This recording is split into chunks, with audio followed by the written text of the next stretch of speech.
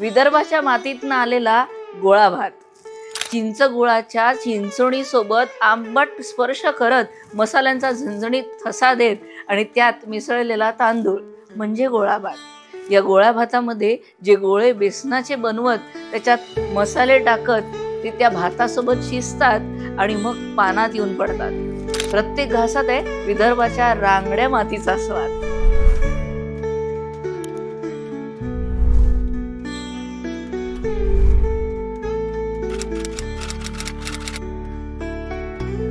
पावसाळी हवामान, श्रावण महिना किंवा सणावारांच्या पंक्तीला हा गोळा भात मन आणि शरीर दोन्हीही प्रसन्न करून जातो। पूर्णब्रह्म, जिथं विदर्भाची परंपरा तांदळाच्या प्रत्येक दाण्यातनं दिसते। पूर्णब्रह्मच्या प्रत्येक सेंटरवर गोळा भात अवेलेबल आहे।